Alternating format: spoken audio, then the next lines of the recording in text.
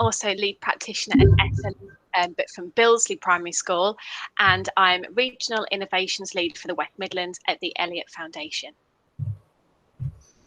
Okay, so we're going to start by just covering some of the aims of today's webinar. Some of the things we'll be looking at today is why remote learning is still relevant, what the research says, and how it could be implemented. So let's start with the DfE guidance that was released last week.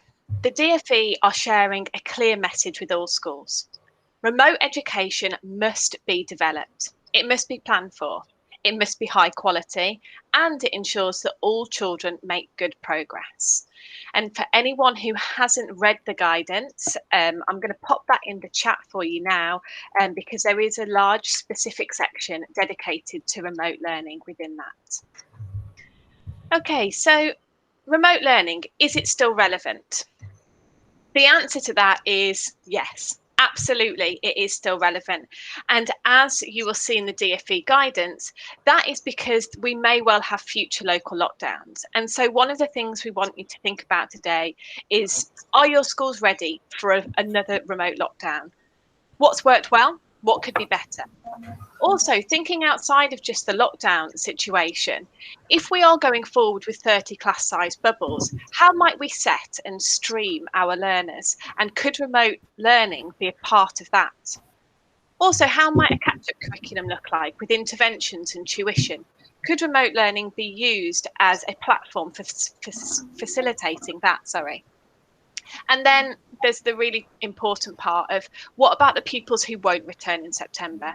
Maybe they have underlying health conditions or anxiety which will prevent them from rejoining our schools at the beginning of term. And how are we going to ensure that they are also receiving a high quality provision that is ensuring they make good progress? The two research papers that we're going to be focusing on today are the two displayed on your screen now. It is the Remote Learning Rapid Evidence Assessment for Distance Learning, and also the Home Learning Approaches Planning Framework. These were both based on evidence that was gathered prior to the school closures, and they're a great basis for decision making in schools that relate to remote learning. And I'm going to pop the links to both of these in the chat for you to have a look at in your own time.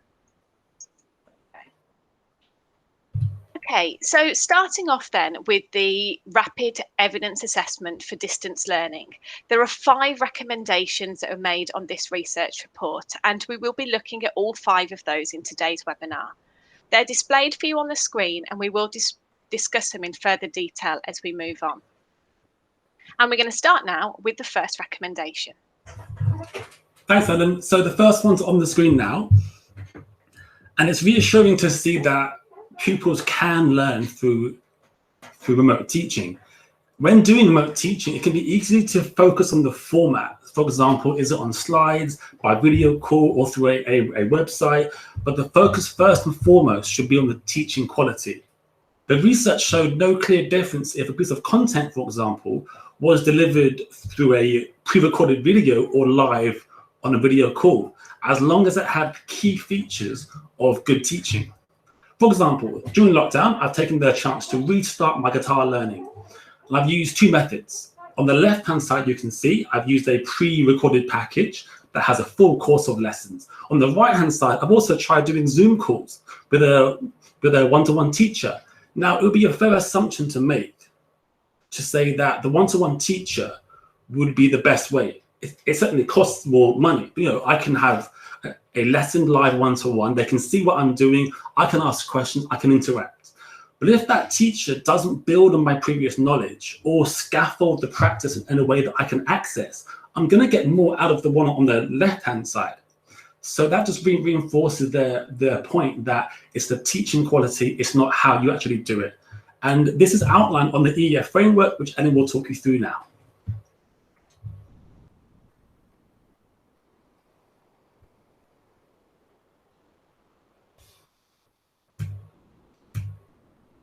Oops, sorry, Ellen, I think you're on mute. Thanks, Nick. So this is the framework that is being produced by the EEF to support staff in implementing metacognitive strategies that pupils require in order for them to learn independently.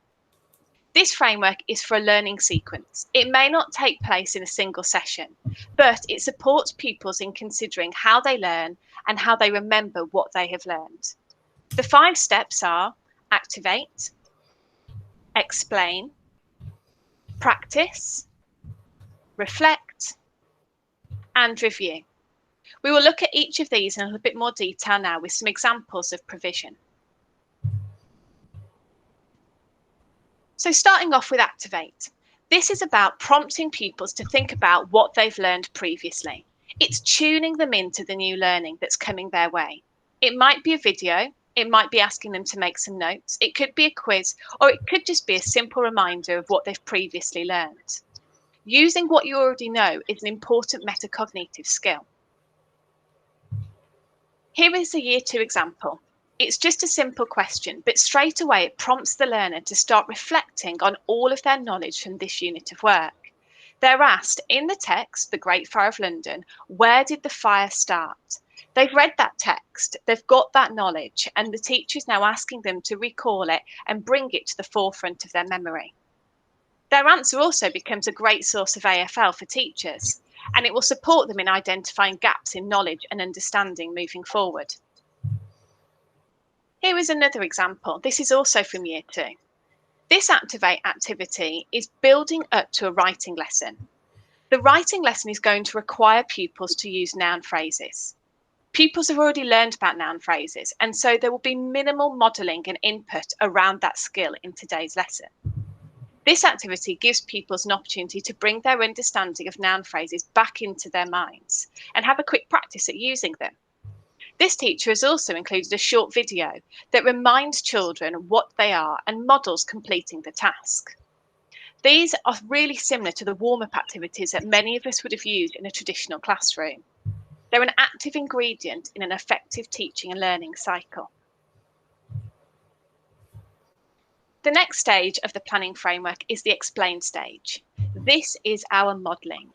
Modelling in the remote learning environment takes a great deal of careful considerations. In a traditional classroom, teachers have an element of control. We can ensure that pupils are engaging with modelling. We can ask them to look at the front. We can stop them from talking. We can stop them from flicking the pencil against the table if we think it's causing a distraction. And that would be maybe an active participant or just as a listener. However, this balance of control has been shifted. The pupils are now in control as to whether they're going to engage with the model and the explanation or not. The first thing to consider here is, what is it that we're explaining? Is it a new concept, a strategy, a skill? Is it about acquisition of new knowledge? It's always been important for modelling to be concise and tight. But now more than ever, it's imperative that this model is pitched, paced, and delivered as clearly as possible. This may be done through a live video call, like Nick mentioned. It could be a pre-made video from BBC Bitesize or Oak Academy. It may be a bespoke video that staff are making themselves using platforms such as Screencastify. But the same rule applies. We need to consider the child's attention span, their age, their ability, and think about how appropriate the content and the input is for that learner. This is an example from Year 4. They're modelling their use of previous knowledge about the hour and the minute hand. They've done a text input, which is explaining the task and recapping on the previous knowledge. And they've also included a video input here. The clock choice is deliberate. It adds further clarity to the model. Pupils can choose here whether they want a visual model or whether they want an audio model. Also notice the cleanliness of these slides. It's a point that Nick made earlier about the importance of formatting. This teacher has reduced all of the visual and cognitive overload for pupils. Only what is required is on the slide. This was an activity that I did with a Year 2 pupil in a bubble last week. It was set by his Year 2 teacher, and he's a key worker and currently attending school. And we absolutely loved this session. This was a geography lesson, and it was looking at compass points. It starts with an audio file just where the speaker is at the top, and that introduces pupils to new vocabulary and a new skill, which was directions on a compass. The model then moved on to a video. So here you can see the teacher is modelling. Okay, this is the I do. The new knowledge, thanks Nick, and also is going to model some of the activity. They've included some input as well about one of the technical obstacles that they might come up on. They've said in the beginning that this was a technology and a geography lesson all built into one. So here you can see they've highlighted the arrows on the pupil's keyboard to support them in the modelling process. The next section is practice. This is the section that has really made us reflect the most on our provision. It's a simple concept: give pupils opportunity to practice strategies and skills. However, the quantity of this practice has been a real challenge. In a normal lesson, pupils may have between 9 to 15 opportunities to practice new learning. They're likely to be using tools like pen and paper that is very familiar to them and they've been using for many years.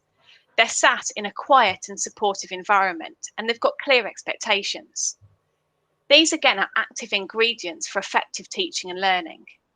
But what if they don't have all of that?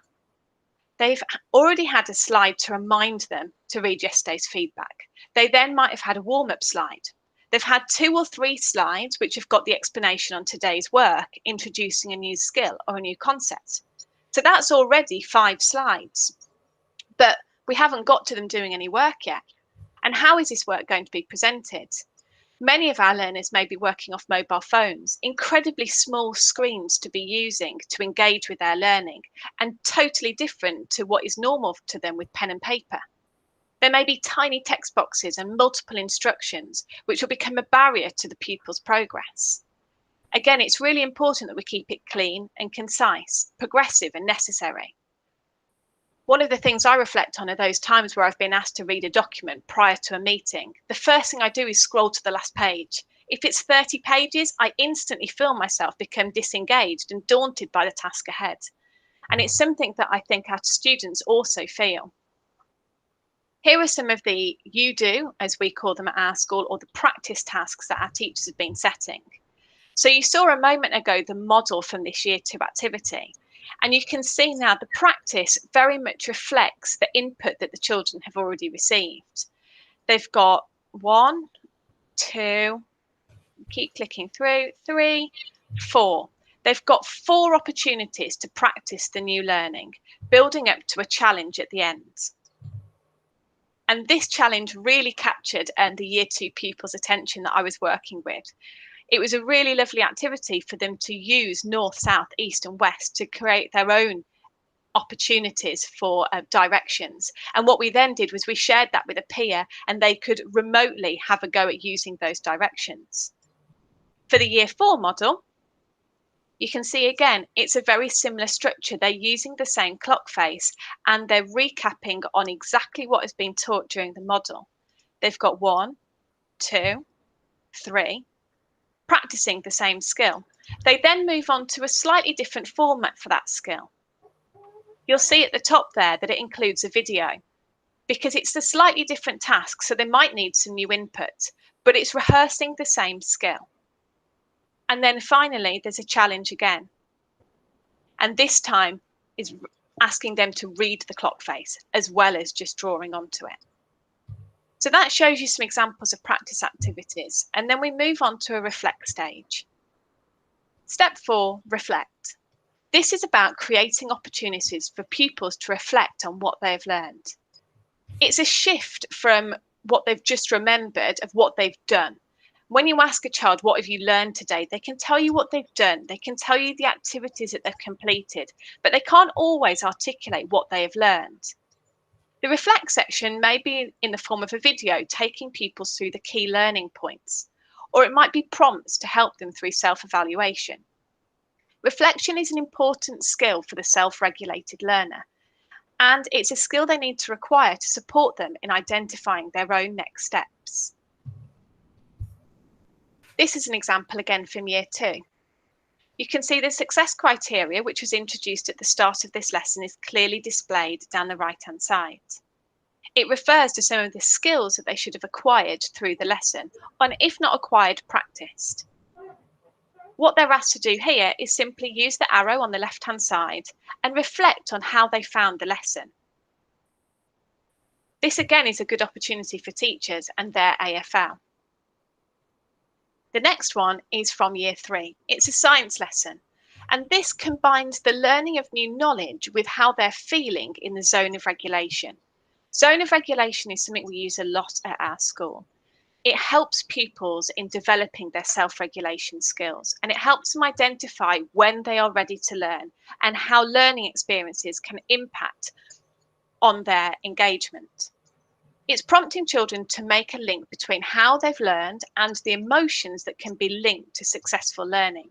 Again, it's a simple task of rag rating their learning by picking up and dragging the picture to show how well they've understood the lesson. The final stage in the planning framework is the review stage. This might be revisiting previous learning from a session a few weeks ago. Retrieving things from memory aids long-term retention. It's one of the great factors to gamified activities like TT Rockstars and Spelling Shed. It's asking them to recall and use their memory over and over again. So in this review, it might be as simple as the one displayed now. It's a quick quiz. It's a quiz to recap what they've learned today. This was a year 2 and they were reading from a number line. There's a series of questions like the one displayed in the bottom left-hand side, asking the children to just rehearse what they've been doing during the lesson to help it to embed into that long-term memory. The next one is one that always makes me smile a little bit. One, because of the slightly ropey emoji avatar in there, and also the GIF that's been used to accompany this task. This was year 3. The teacher says that they're going to be moving on to ancient Greece. However, she knows they've already learned about Greece. She's asking them to do a brain dump. She's asking them to write down as many things as they can remember about Greece. This is engaging their memory. It's asking them to retrieve and recall everything that might help them in the next lesson.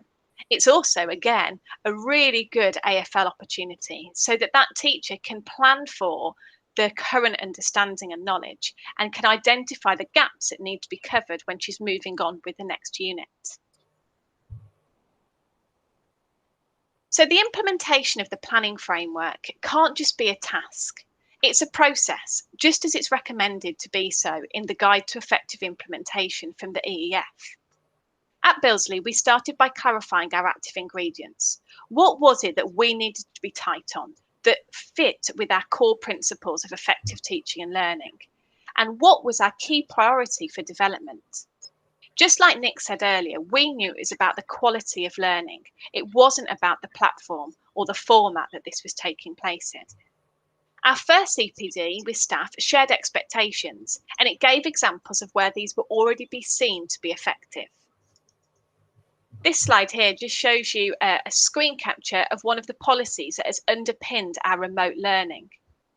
It explains to staff when to mark and how to mark, and what the school expectations were alongside that.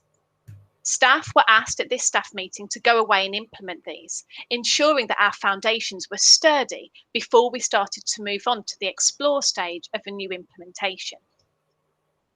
Session 2 was looking at explore. It was looking at a peer review. We introduced the planning framework with staff and we explained it to them. We explained each of the 5 steps and we asked them to do a review of their own practice. Which of these elements were already visible in their provision online? We also asked them to work with peers. From peers' work, what could they see were strengths of the current provision? Where were there some nice examples of activate activities, explain activities? And more importantly, what wasn't there? And the what wasn't there was the area that we asked staff to develop for the next week and the next cycle of explore. The following week, we came back to start sharing that practice. We'd asked staff to identify which parts of the planning framework weren't currently visible in their provision. We gave them an opportunity to look at peers' work, and we asked them to start implementing that and improving it. So session 3 was an opportunity for them to come back and show each other what they'd been doing. How had they had a go at including reflection in some of their sessions and review process? We also at this point shared with them feedback that we'd had from our key stakeholders. We'd asked the children about marking. Do they read their marking? Do they do their next steps? So that staff were reassured that all of the work that they were doing alongside our expectations was being well received by pupils and parents. We also asked pupils, how much work is set for you and is it enough? You can see on the pie chart that the majority of our pupils were happy with the amount of work we had, which again underpinned the decision making that sat in our policy for remote learning. And then moving on to TAs. TAs are such an important part of a school. They very often get to know the pupils so much better than you do yourself as a class teacher. They get those lovely opportunities for working one-to-one and working in small groups that often as a class teacher we don't always get to have. The TA inset really followed quite a simple structure. The first thing that we did with our TAs was explain why. Why are we using the platform we're using? Why have we got the policy that we've got? Why do we need to remote teach? Then we looked at the what. So we explained to the TAs what it was that the teachers were setting and what it was that we wanted them to start contributing towards. Now, in terms of our TAs, many of them don't have a lot of experience in creating resources. So what we wanted to focus on was engagement for our TAs. The example that is being displayed now on the screen for you is a lovely one from one of our Year 3 TAs. About halfway through the lockdown, she found a hedgehog in a garden and managed to capture a photograph of the hedgehog, and she posted it onto our learning platform. And it really captured the pupils' imagination. She asked them to name the hedgehog, and this has become a bit of a saga now. So each week she will try and get more photos and videos of the hedgehog. And the hedgehog had babies, and so now there were hoglets that also needed to be named. And this here you can see she is including videos from a night vision camera that she bought, and the pupils absolutely love this input from the TAs because we recognise that the learning platform wasn't just for learning, it was also for supporting them emotionally and ensuring that there was a positive interaction with peers and with teachers. Thanks, Ellen. So summary 2 is on the screen now. I'll give you a chance to read it.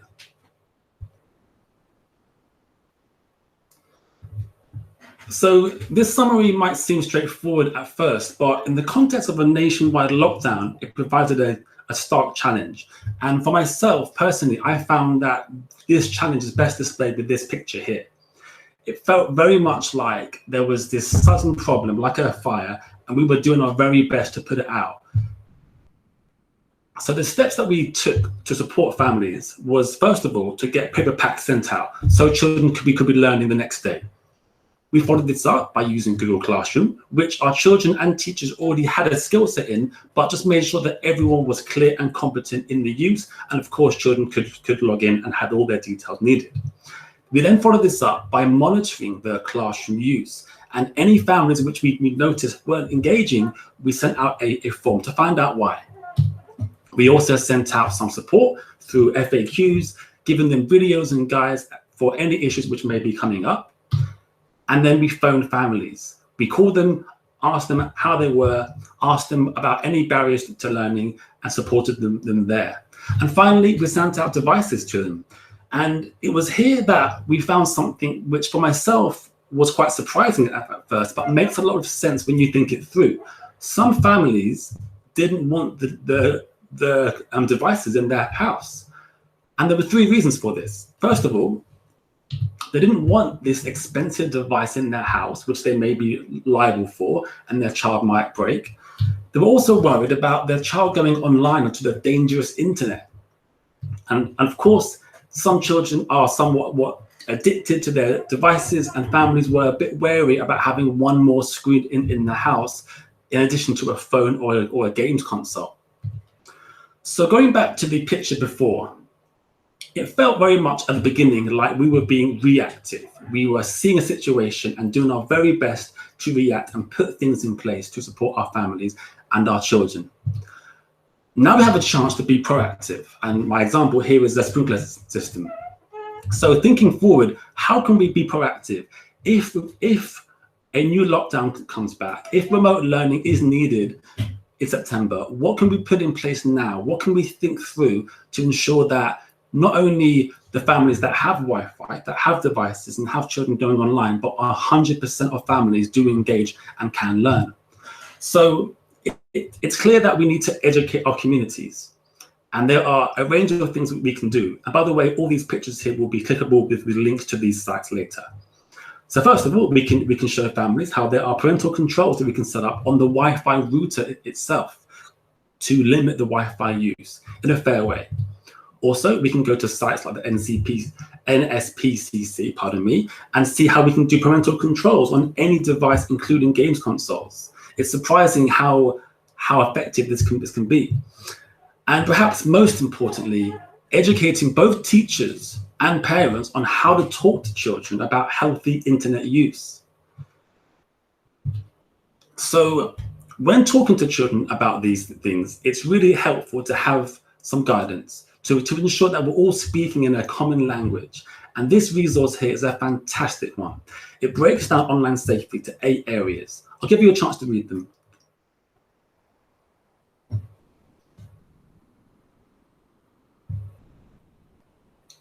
What I like about this is it has the key ones like online bullying and privacy, security, passwords, which have been a key feature for many online safety weeks for the past few years.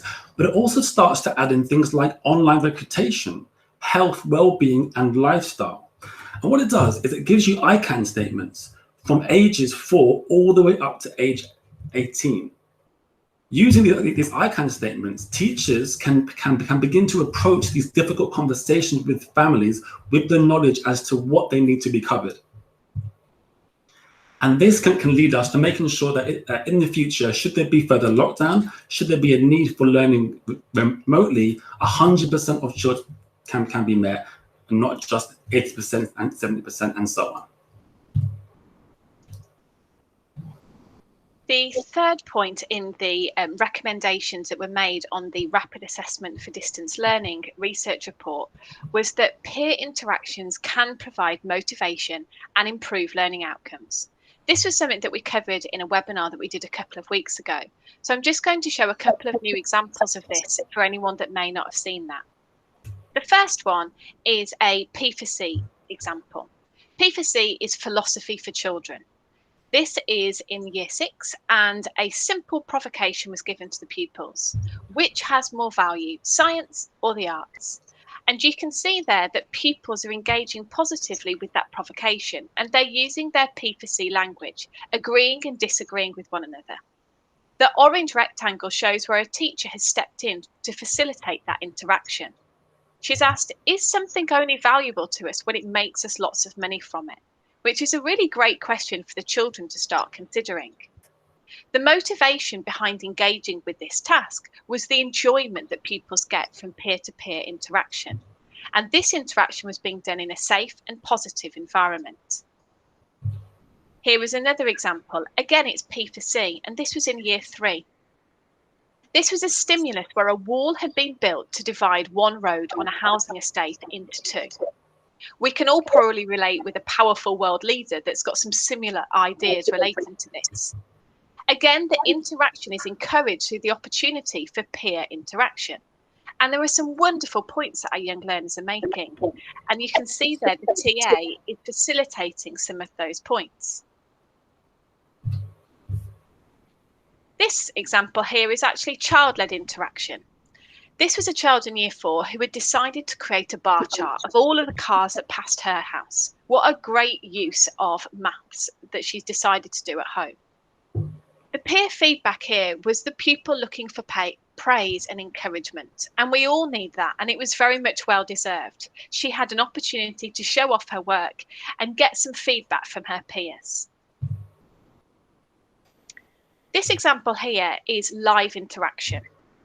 Nick talked earlier about the benefits or sometimes the downsides to live interaction. And one of the things we've started doing at Billsley is some class meetings. They're only 15 minutes long, but it's an opportunity for them to connect with their peers. We can share content and we can begin to rebuild our community that they've been without for so long. We feel that by giving live opportunities for teacher and peer interaction that's linked to their learning and topics of interest, we will see increased engagement in other platforms. This here is from a video call with the Year 1 class, and perhaps one of my favourite moments of lockdown was the first time where I was on a call and I saw the faces of the children seeing their teacher. My second favourite was the faces of the children seeing their work shown, and it gave the children a chance to look at everyone's work and also peer feedback to how it was doing. This is a Year 1 example, and this is a Year 2 example here.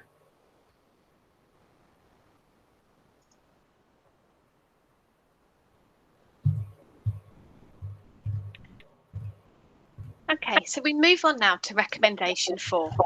Supporting pupils to work independently can improve learning outcomes. This is something that we've begun to cover when we looked at the planning framework and how that learning sequence can support pupils' metacognitive and self-regulated skill sets. The EEF guidance report called Metacognition and Self-Regulated Learning gives a great deal of evidence and research to support learners and teachers when developing these skills. And I'll pop the link to that in the chat just now for you all. Okay, so on here, there are 2 recommendations that really fit in with remote learning. The first one is recommendation number 2. Explicitly teach pupils metacognitive strategies, including how to plan, monitor, and evaluate their learning. The second is recommendation 6. Explicitly teach pupils how to organise and effectively manage their learning independently. We're asking pupils now to work at home. They need some support in how they can develop themselves as independent learners in order for that learning to be successful. You can see how activating, reflecting, and reviewing are really key to supporting these skills. On the screen now are some support slides that we have developed within the inclusion team, and these support pupils who identify as having a lack of self-regulation. It starts with the zone of regulation, having an awareness of oneself, and this is something that we model to pupils, and the measures that we can take to help us move into a more positive mindset. It then supports pupils in considering if they are ready to learn, and in more of a practical sense, what they can do if they're not. Are they tired? Are they hungry? Are they comfortable? Have they got all of the equipment they need to be successful in this learning opportunity? And if not, what can they do? Can they go and grab a snack? Could they do a bit of exercise? Can they quickly go off to go and get the pen, the paper, whatever it is they need for that session? You'll then see in these slides that there are tasks that are being set and how they will be able to identify if they're ready to learn. And there are then self-check opportunities. Do this. Have you done it? Do you get it? Do you need to do it again? Do you need some help with what you're doing? If you've got it, then move on. Some of our children will quite blindly snowball their way through different learning tasks. But actually, if they haven't understood the model or the input, this is prompting them to go back and rewatch that input and take a moment to reflect on their understanding to that point. The impact of COVID really requires us to focus on this. Distractions at home, lack of concentration, possibly suffering with loss or bereavement can have a huge impact on learners. And those pupils who may well have been self-regulated in the classroom could be struggling when they're trying to apply those skills at home. And another consideration when we're trying to support pupils' independency is the other stakeholders. It's the parental support. This research report here, which is called Working with Parents to Support Children's Learning, has got a summary of recommendations to support schools in ensuring that they are supporting parents at home. The 3 recommendations that I've listed above highlight some of the measures that we need to take as educators to ensure we are supporting those parents. We need to provide them with practical strategies to support learning at home. We need to make sure we're tailoring school communication to encourage positive dialogue about learning and offer more sustained and intensive support where needed. And again, I'll pop the link to that research report into the chat for you all. So at Billsley, we reviewed how we were supporting parents. Oh, apologies, that is a little bit blurred, but hopefully you can read some of the points on there. We have worked with parents in lots of different ways and through lots of different platforms to ensure that they are getting the support they need, as many of them have now become teachers at home. This graphic shows that we have supported with daily routines. We've supported with how they listen to their children read and developing their reading skills. We've identified the SEND support and the vulnerable pupil support, the support that the early years parents need, and also the community support. It has to be a combination of encouragement, guidance, clear messages, and where needed, intensive support. We have done one-to-one live lessons with our EHCP pupils, and we have a parent present on each of those calls to ensure that they are getting high quality provision from a teacher, but also having the parents involved in that process. So the fifth and final summary is on the screen now.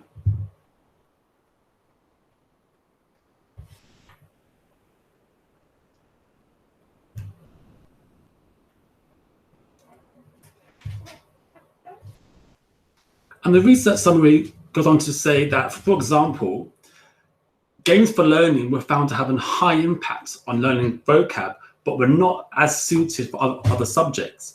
And when we entered lockdown, we were met with these three areas that were a key challenge.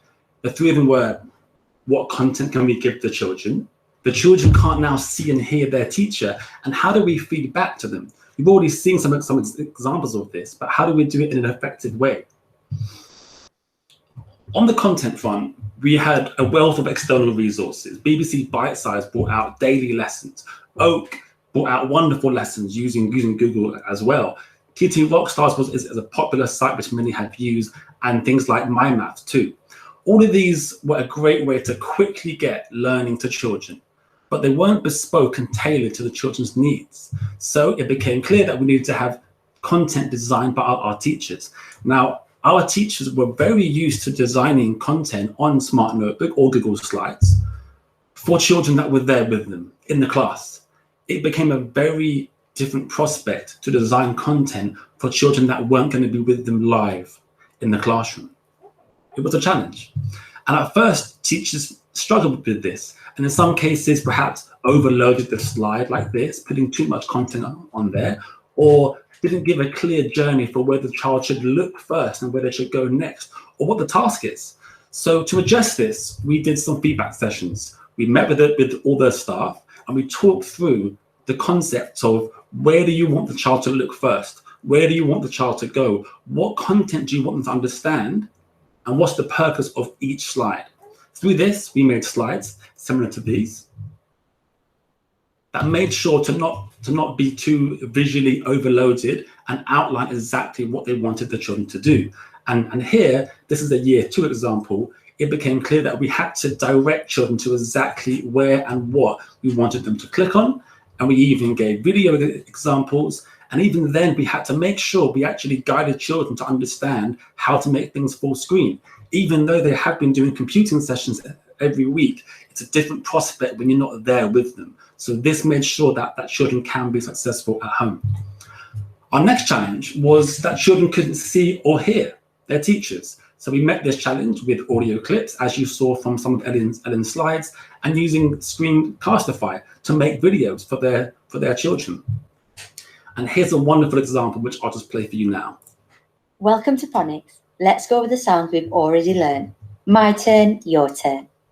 A, E, I, O, U. Oh, pardon me. So this is a wonderful example because it somewhat normalized the situation. It allowed teachers and children to continue learning in the same way. This routine was a common routine which they did every day. The children knew it, and we heard great feedback from the parents saying their child was sat there talking to their screen, responding back, given that chance. And we all know the importance of the child hearing their teacher's voice. On that subject, we had lost the chance for children to hear reading.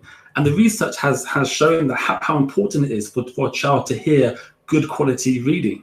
They have to hear the pauses in speaking and what to do for punctuation and so on. So we met this challenge by having audio clips like these. Chapter 5, at the God House. Gunnar kept running as long as he dared.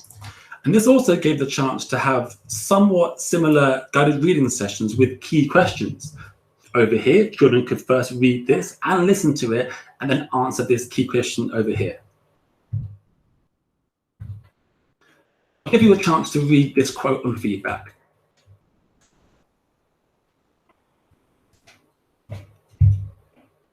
And please pardon my chair, which is suddenly being very, very loud today. So on feedback, there were two main ways to do this. There was self-marking, automated feedback through things like Google Form quizzes, and there was bespoke feedback, some of which you've seen already in the examples Ellen showed you. And the self-marking quizzes was a fantastic way of giving quick marking to children. They could do a quiz, let's say on algebra, press view score, and immediately see their score, which questions were right and which questions were wrong. This, however, presented a challenge when doing it for questions where children write in the answer. You can see here, the child is correct, they just haven't done capital letters. So it's been marked as wrong because the computer has read it as incorrect. And you can see here, the teacher tried her very best to give every possible way of writing William Blake. The child did do capitals, but can you see, they just did one L for William. So very frustrating for that child to have given the right answer. So it became clear that we had to think about the task and the type of content and how we can adapt it to suit our needs. And here's one way. In this Google form, there are multiple choice questions which can be marked straight away as right or wrong. We also had sections where children can write in their answers, but we made sure that these weren't marked until the teacher had a chance to see them, give feedback, and give a score. And if you're wondering how to do this, there's a video here, which you can click on when we send these slides to you. Doing self-marking in maths also presented a challenge. For example, on the left here, you can see that the child has got the first question wrong. And because they've got the first question wrong, of course, they can't get the second question right, and the third question, and so on. Now, normally in a classroom situation, you'll be able to intervene and step in here and support them.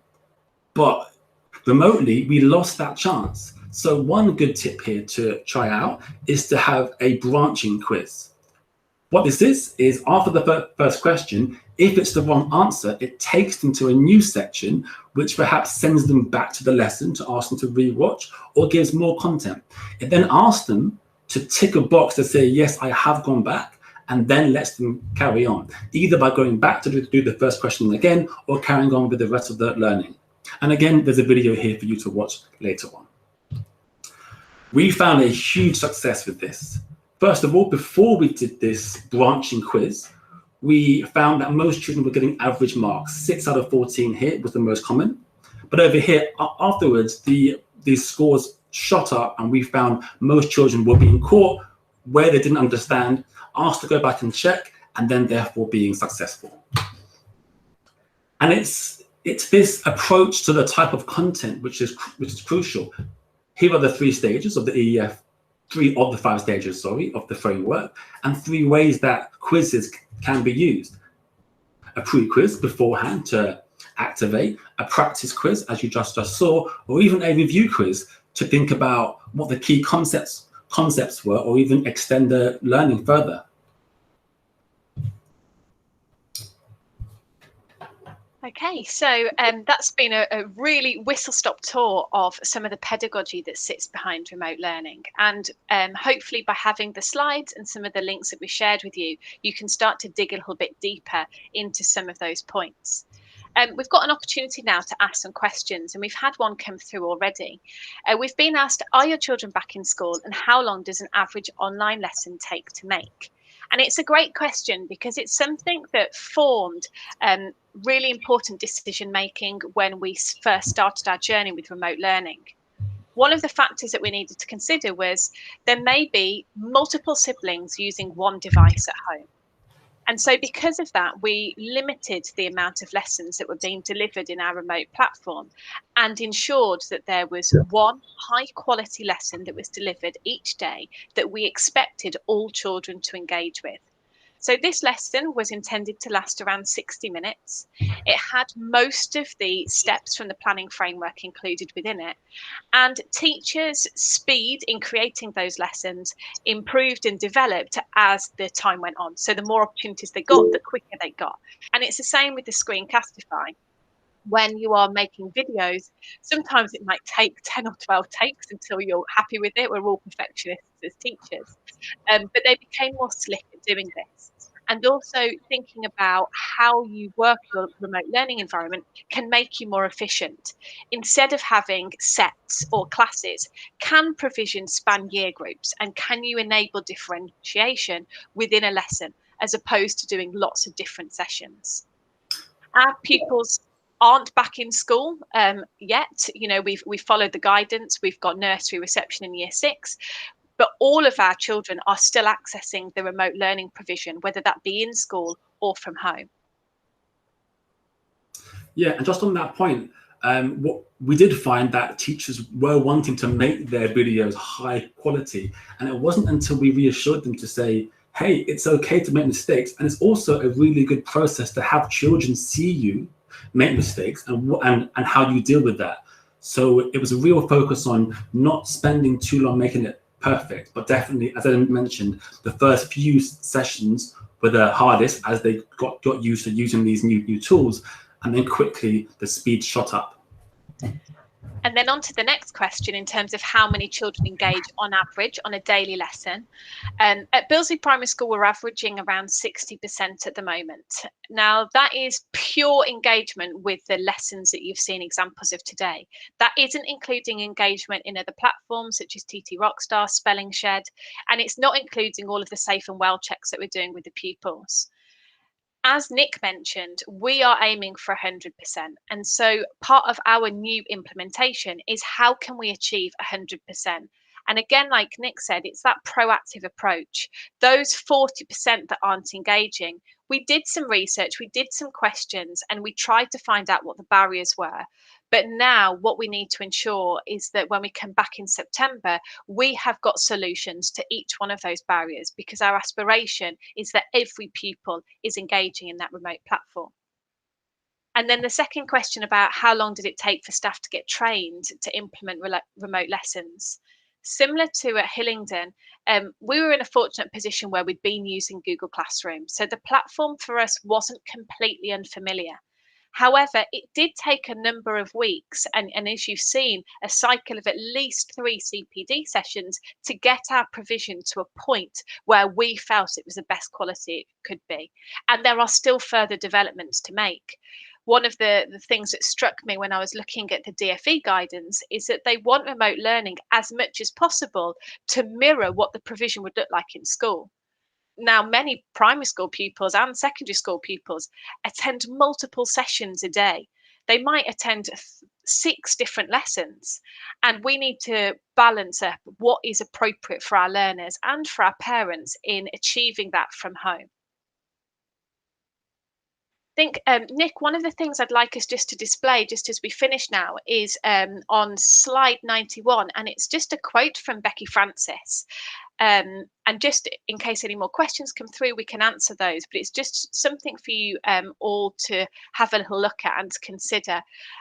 It's the practical steps that we need to be taking to minimising the gap.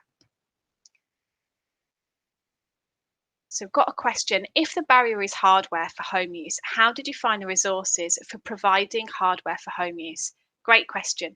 And mid-lockdown, we were sort of given a hope, weren't we, that devices might be issued through some of the DFE funding. At both of our schools, we did have some devices at school. We had 60 Chromebooks, and it was a decision that was made by our leadership team that we felt it was so important for children to be able to engage that we would loan out the school equipment that we've got. And it's a risk, and we understand that there may be damage and that we might not get all of it back. But at the time, we decided that that risk was very much necessary to ensure pupils were getting access. And for those that weren't, we did also have the paper packs in place to give those other children an opportunity for learning.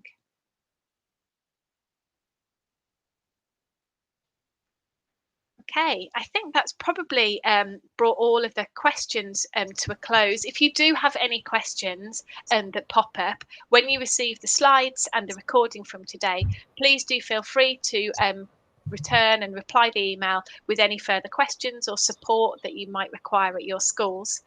And thank you very much for joining us. We hope you found it useful. Thank you, Nick, for co-hosting with me. No worries. Thanks all. Thank you. Bye. Bye.